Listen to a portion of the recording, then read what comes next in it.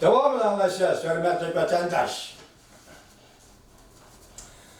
Şuna, Cumhuriyet'in dini siyasi ve dini itikat erkinliği ahvalı karı sürükep, atalmış dini itikat erkinliğine bahane kılıp, Cumhuriyet Milletler İttifakı'nı buzgunculuk kılıp, Cumhuriyet'in içki işlerine arlaştı dedi. Arap gezdi. Tabi ahbaratı burullan. Közütüş Ponkiti'da Cumhur Şincan'ı dehirleştiriş bayrağını götürüp çıktı. Mavzuluk makalesi de bunda görsetkeniydi. Cumhur hükümetinin bugün Şincan'da kılıvatkan işleri meyli kesbi terbiyeleş bolsun ya ki İslam dinini Cumhurlaştırış yani Xitaylaştırış. Teşebbüsü kılış bolsun ya ki usul oynaşka, pul tepişka, istimal kılış ki ya ki radikallaşmagan İslam dinine işinişke, rağbetlendiriş ve ilham bilişke bolsun.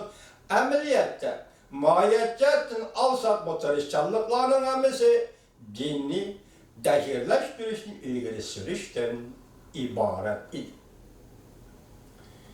Bu kadar ilan kılınan Aktaşlık kitap, 3. ay ilan kılınan Şincan'da zorballıkla karşı duruş, radikalizmden yırak duruş güreşli ve kişilik hukuk kapaleti mevzulu Aktaşlık kitapta ilan kılınan, Aktaşlık kitap ilan kılınan dinken yani 4 ay dinken ki yani bir katımda erken yani Aktaşlık kitap ilan kılış bulup bir saklı.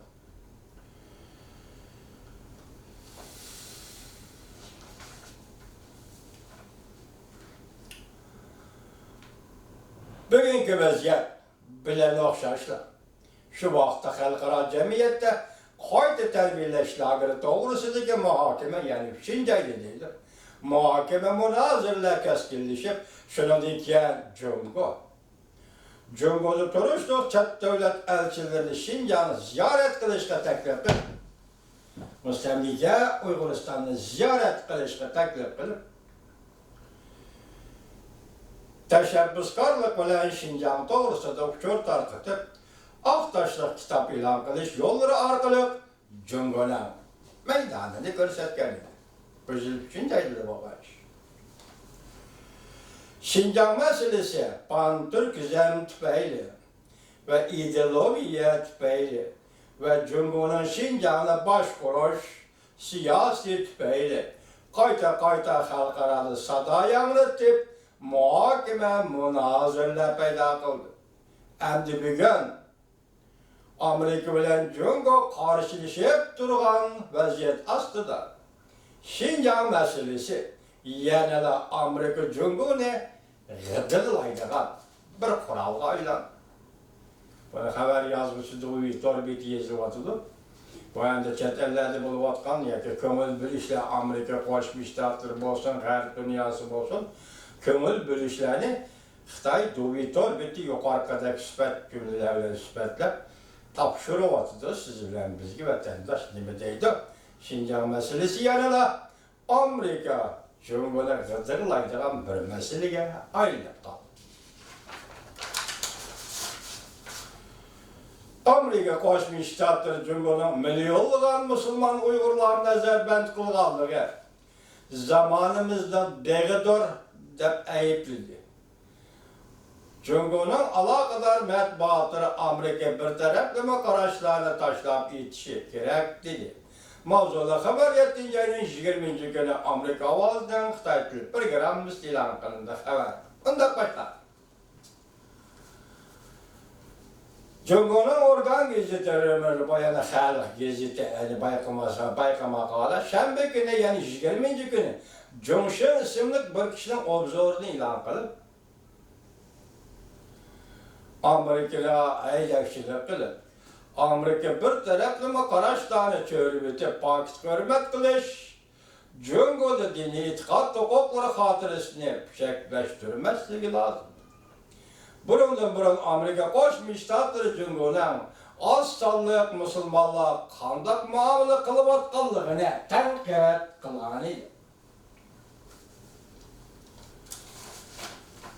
Devlet İşlakatı Mike Pompeo, Amerika Koşmuş Ştatlarından Devlet İşlakatı ve Mike Pompeo. 7. ayının 18.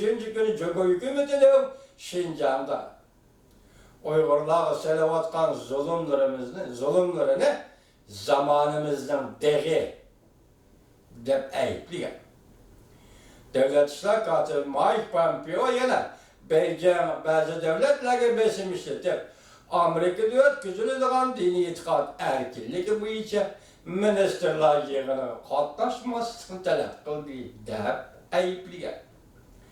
Halk gazetede makal yazgan Johnson efendi makalesi de mındak görsel.